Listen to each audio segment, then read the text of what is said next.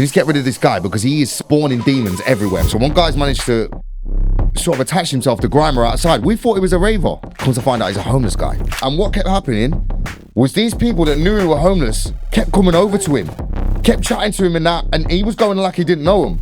So now we're ending up in these situations. I'm not even saying what type of situations was going on. We could have ended up in jail. Let's just say that.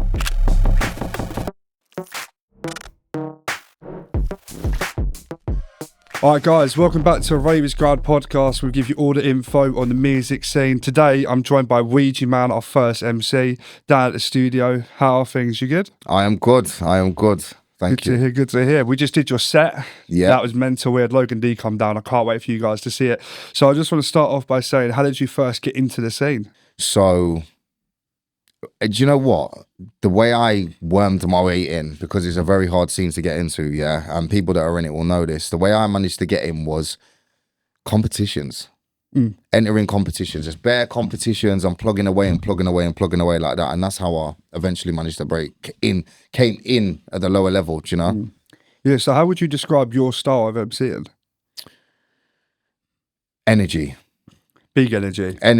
Like, do you know? I'm not the greatest lyricist. I know this. Like, this is the thing about everybody. Everybody wants to compare themselves to everybody, but me, I realize that obviously there's always going to be better lyricists, people with better pen game, you know what I mean? And I just concentrated on sort of my strengths, which was being powerful in a rave, if you know what I mean. So yeah. I mean, obviously we've done we've done some big events now. I just want to take it back to the very beginning, like what first got you into the scene and your first event, if you remember.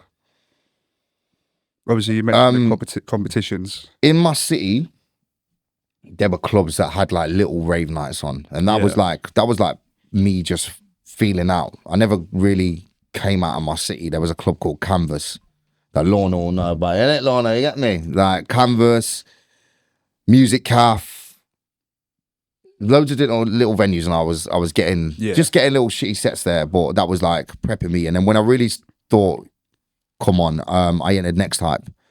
Yeah, and that was my first experience outside of, you know, my city. Yeah. Do you know what I'm saying? Yeah. So Next Hype, 2017, I think it was. How was it? Surreal. Yeah. Bet a lot of people. Yeah, when you get on this, that was my first time being on a big rave flyer as well. Do you know what I'm saying? So obviously, Room 5, I started in Room 5 as well. You get what I'm saying? So Room 5 on that fly there, I was like, yeah. Yeah, you've definitely worked yourself up to Room 1 now, haven't you? I thought, we're in Room 1 now. It's all right.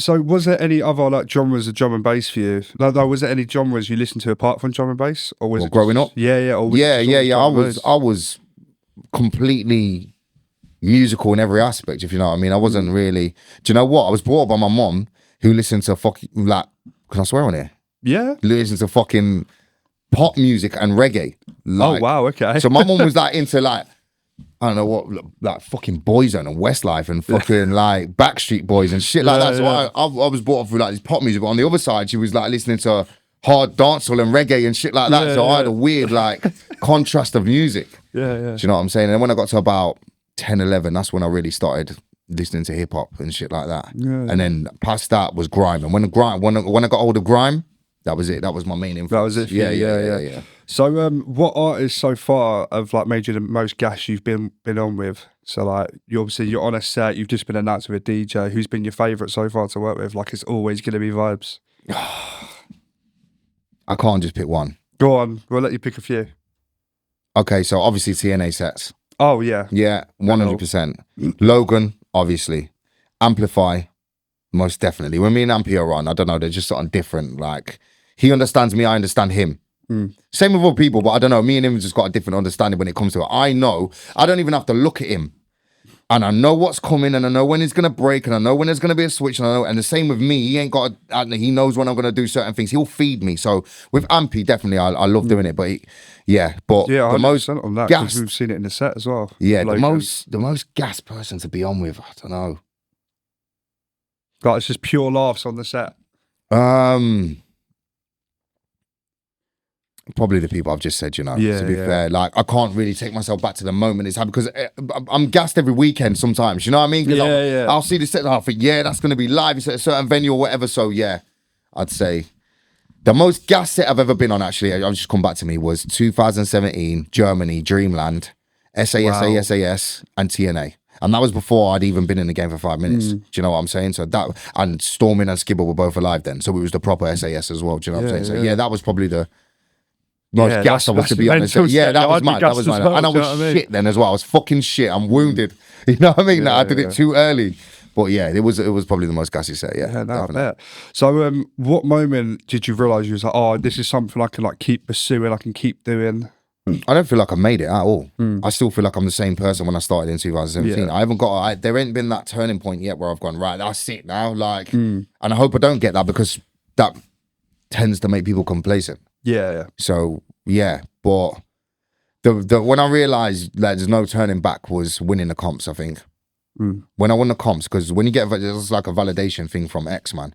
And then the next competition I went was Azza and Grimers. This is before I even knew them. Do you know what I'm saying?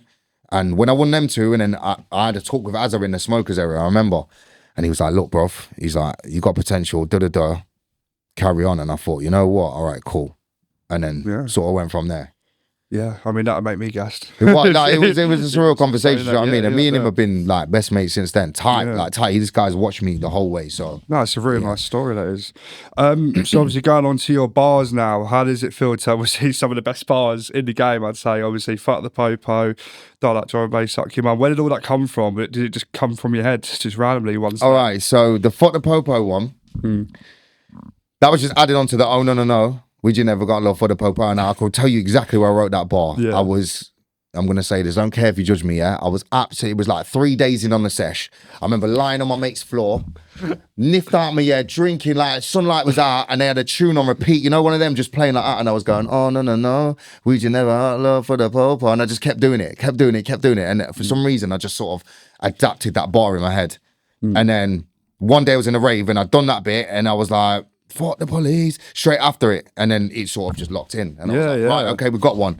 And this is how majority of my bars really happen, because if you don't like drum and bass, suck your mum wasn't if you don't like drum and bass, suck your mum, it was if you don't like drum and bass, you better go home. And I was booked for a traumatic show, and I remember I'd been ill. I think I'd had COVID, and I'd just come out at the end of it, and I was sick, and I was fucking like, I was coming to the show and I was fucked. And I remember I just got on the stage, and I just said it for some reason. I was like, instead of saying if you don't like drum and bass, you better go home, I was like, if you don't like drum and bass, suck your mum. And everybody just roared it back like different. And I was like, oh, hold on a minute. So I've tried it again at the next rave. It worked again. Tried it again at the next rave, and I thought, right, we're going to stick with that. And I just stuck with that. The big batty girl thing, I saw a girl with a big batty in a rave, and I shouted it, and then that was it. That one was done.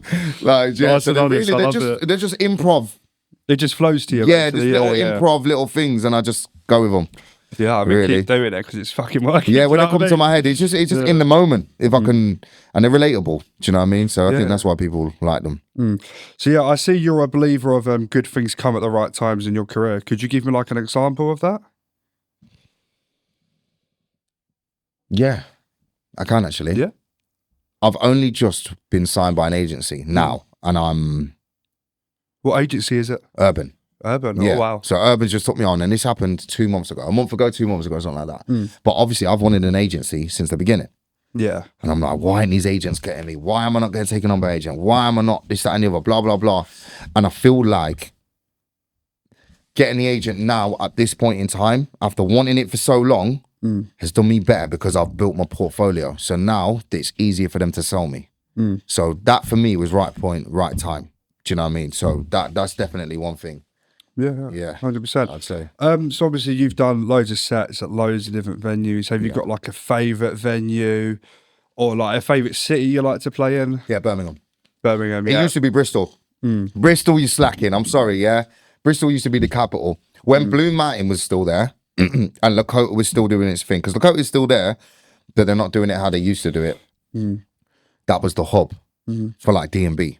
Hands down, every weekend there's a rave, everything's going on, and people were loving it. But right now, Birmingham is absolutely going crazy. Yeah. Hold tight D&B Collective, because they're doing their thing there differently. And they're doing mental. Fair play to them. Yeah. Trust me, hold tight Jack, hold tight Breakout, them man doing that shit, because They're doing a DJ good thing. Breakout, is that? Yeah, because he's involved with Collective. So yeah, we've got him down next week. okay, yeah. We're going to be talking about DB Collective. Yeah, fuck Can't you, wait. Breakout. It's going to be a very interesting conversation. Fuck you, Breakout.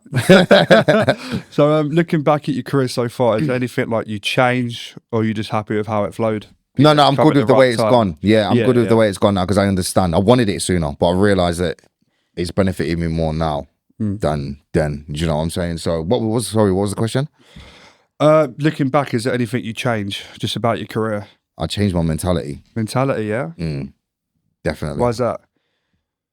Because it took me a very long time to understand that I'm not other people and they're not me.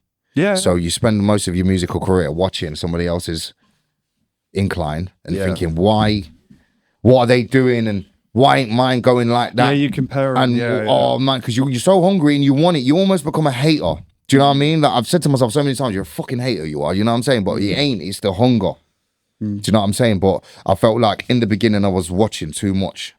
If I'd have just stepped back and realised that it's going to happen anyway, and everybody's path is different, then I would have probably done a lot more things differently, and it probably would have come quicker. Do you know what I'm saying? Yeah. So yeah, I definitely changed. It's all part of the journey, though. Yeah, it's a learning process, isn't it? It's going well, so. Oh, thank you, bro. Good. So, so obviously, I want to move on to the sets now. You've just come back from a set in Amsterdam. Can you tell me, how was that? Because it looked mental, like it was going off. Amsterdam is a fucking simulation, bro. Yeah, it's like GTA. It's like a map on GTA, bro. Like, I'm not even gonna lie to you, bro. It was fucking insane because obviously I didn't drink out there or nothing like that, or do any of the. I literally went out there to work, so I had to do like the man on the cam for Breaking Science, which is like interviewing ravers and interviewing artists and doing stuff like that. So we landed, had to go straight to the shop, get my stuff, straight back to the hotel, and then we was at the venue.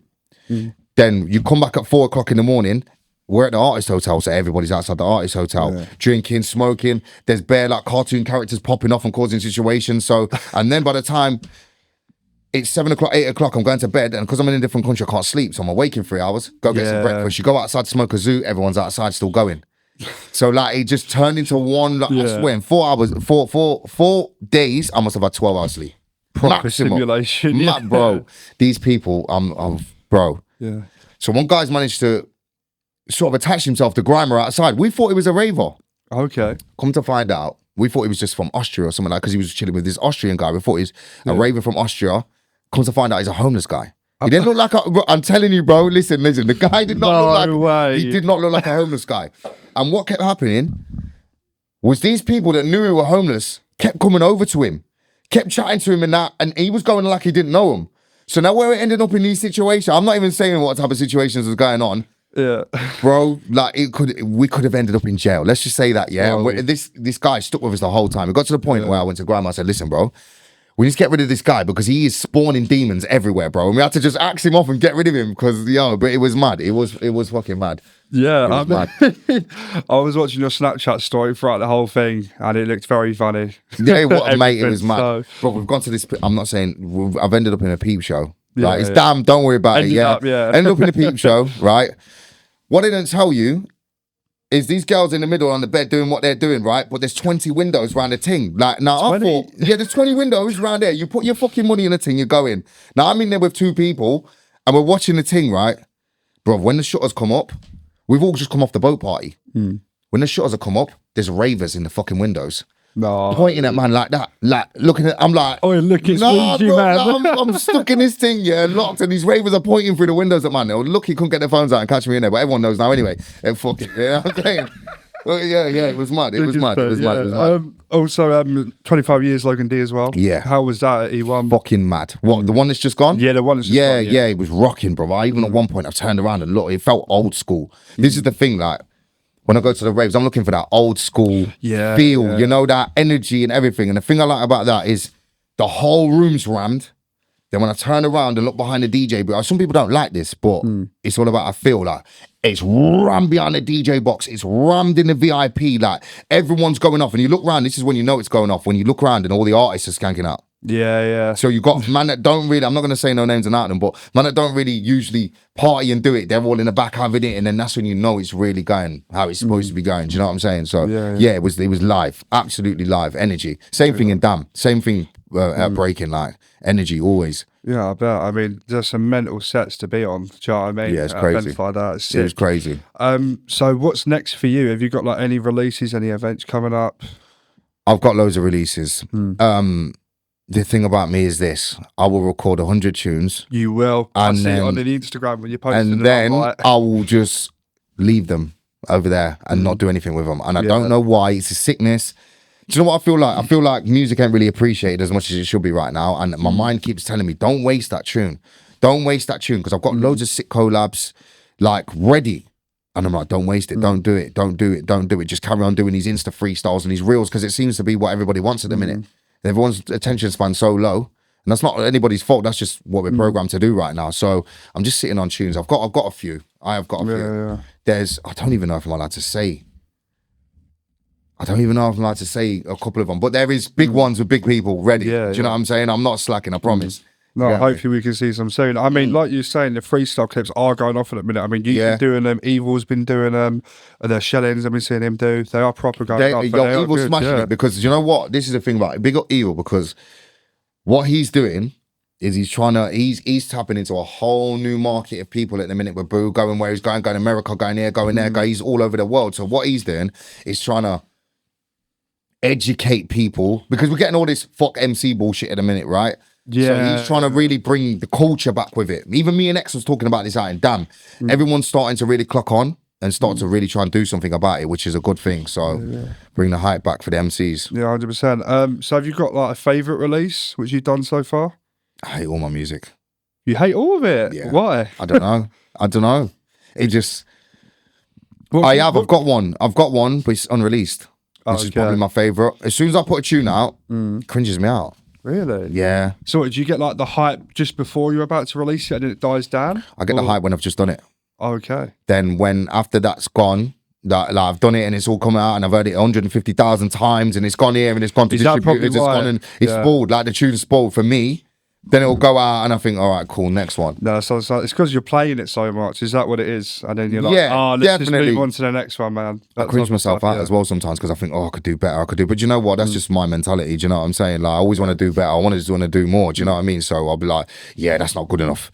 Next thing. No, that's a good trait to have. It's not. It's horrible when you're No. Do you know what I mean?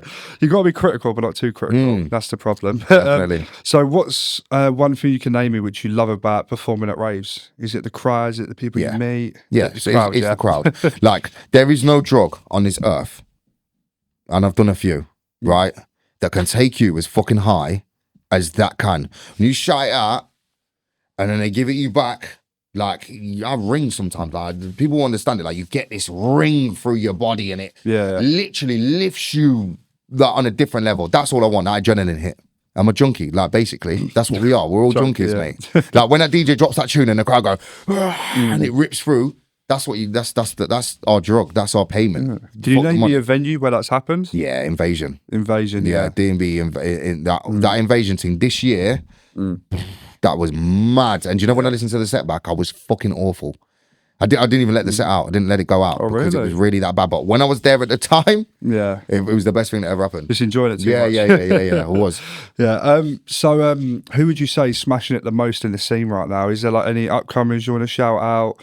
Or just people who've been in the scene for a while who just got some naughty tunes coming out? You know what? This is going to sound really fucking bad. But I'm not really tapped in like that, you know? MC wise, the only person I can really see coming through at the minute, like that's out there, like I'm not trying to offend anybody, right? But the only person I see continuously is Beeline. Yeah. He's there. He's. I feel like he's doing what I was doing. He's really putting himself in places, getting here, going there. So Beeline, shout out Beeline. He is definitely next to come through for MCs. DJ wise, producer wise, JB. Birmingham's YB for that guy. Mental tune. Yeah, that guy. He's a nice fucking guy as well, bro. Oh, yeah, I've really got time for him. Herbs. Yeah. Got time for him as well. I can't really think. Breakout, obviously, doing his thing. You know what I mean? But off the top of my head, I can't really think. Listen, if I've got anybody, names, shout you in it. But they're big names. They're smashing it in a minute. So I need up from there.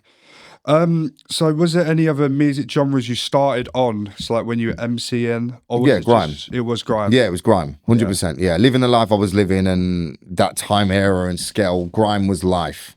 So yeah, it was just. So what made you switch into drum and bass? I met this guy. I don't want to say his name because he's a knobhead, but he was my friend back in the day. Yeah. Do you know what I owe him? I owe him a piece of showing me the ropes. But so when it got to about 2003-ish, we used to go and chill in his flat, eat pills and rave, listen to tape packs. Do you know what I'm saying? And he really showed me like what D&B. I knew I'd listened to jungle and stuff like that coming through like late 90s and whatever, but he really showed me what was really going on in the drum and bass scene. Do you know what I mean? So we'd sit there, and then he bought some decks, and we'd sit there mixing, and then we just spit together all the time, just constantly on it, constantly on it. Then we weren't friends anymore. Then I slipped back into grime. Do you know, and baseline was out by that time. It had kind of gone away, but he fully gave me the first like hit of my drum and bass shit. Do you know what I'm saying? Gave me the foundation of it, and I was lucky enough to get into it early, so I really understand the foundation. Do you know what I mean? Yeah. Rather than if I'd have really got into it in 2017, I wouldn't know shit. Do you know what I mean? So yeah. Well, thank God he did do that. Yeah, 100%, bro. We wouldn't be here right now, would we? That's it, 100%, man. So what's like a normal routine for you on a day which you're performing? On a day that I'm performing, find out what shows I've actually got. Because I leave it to the day. I'll do you. Yeah. Find out my sets. I'm running around. I'm lastminute.com, mate. So yeah. No, I'll be rushing around or whatever. Find a driver, see what's going on. Like, yeah, that's about it. I don't really have like a routine. It's literally like, well, we gotta get to the rave on time. We gotta get there on time. Have I got my gums? Usually routine will be I gotta go and look for some new clothes or whatever, you know what I mean? Buy my stuff, go gym, you know what I'm saying, have a chill out and then get in and gone. Yeah, so that's really my routine there. Yeah, so as we're coming to the end of the podcast, there's one last question I want to ask you. What's your opinion on the studio? Do you like the setup we've got down here? Studio, if you lot could actually see, this studio is banging, you know, like it is banging. Nice little rooms in here. Clean, tidy, smells good. You know what I'm saying? LED lighting, like I like this shit. It's nice. I like the studio a lot. 808 Studios, trust me. I endorse it. Yeah. Appreciate it. Is there someone you think we should get down next? Who would you like to see? Anyone really. Get the boys down. Get Azza and Grime down here. Definitely get the lads down here. Definitely get them down here. Do you know what I mean? Well, we'll see what happens. But yeah, thank you for coming down. I appreciate it. And yeah, this is Weejii, man. Yeah, man. Hold tight, everyone. Yeah. We'll see you guys on the next episode.